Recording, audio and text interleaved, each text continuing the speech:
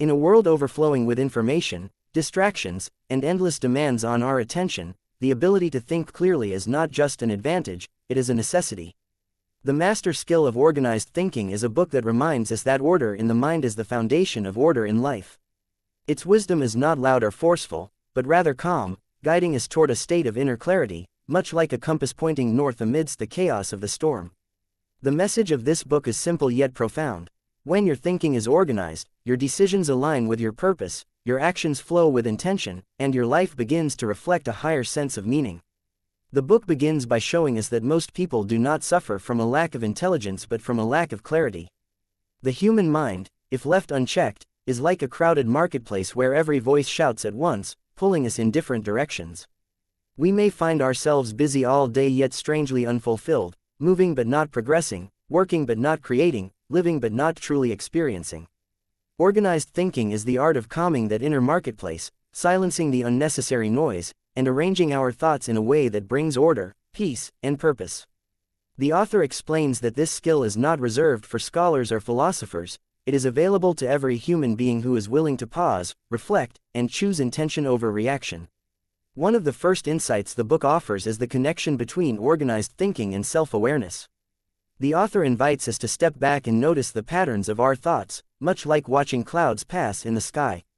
Are we driven by fear or guided by vision? Are our daily choices shaped by habit or by conscious intention? For example, imagine someone who constantly worries about failure. Their thoughts, left unorganized, spiral into negativity, draining their energy and stopping them from taking action.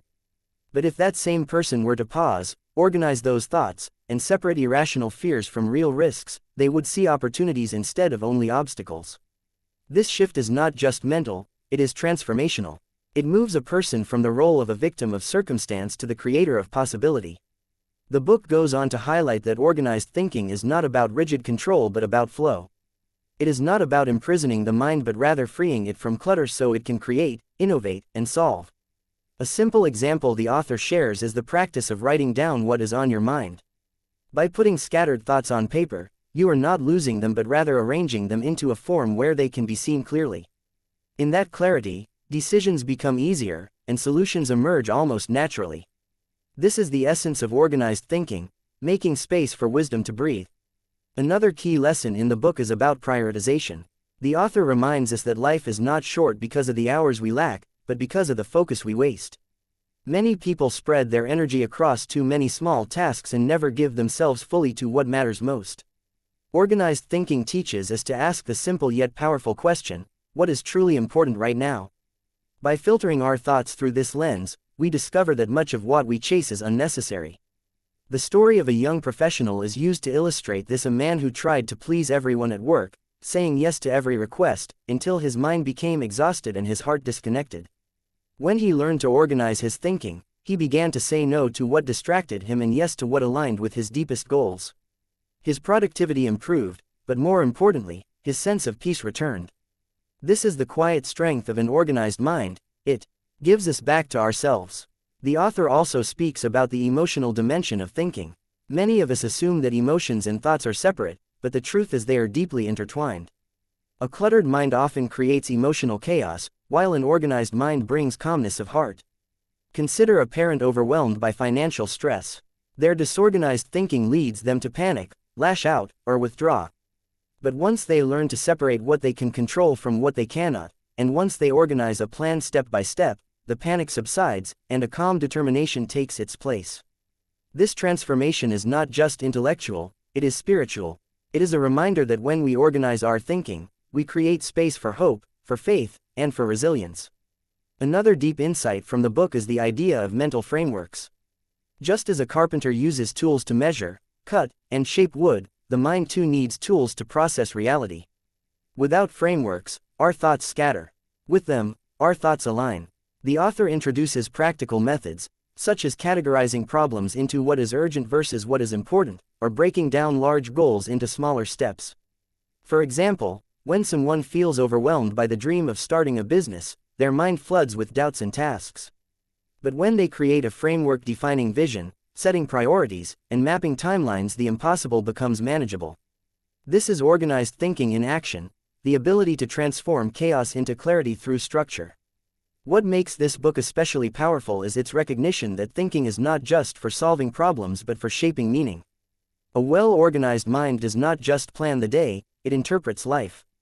It finds lessons in failures, gratitude in challenges, and wisdom in waiting.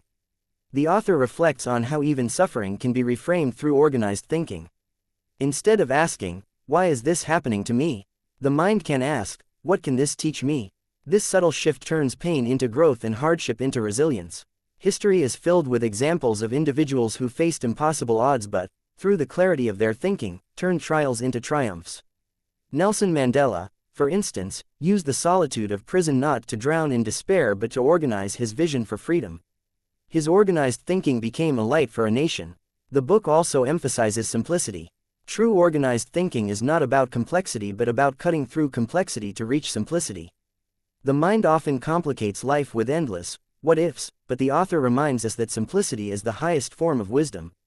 A teacher in the book illustrates this to his students by drawing a single circle on the board. He explains that inside the circle is what you can control, and outside the circle is what you cannot.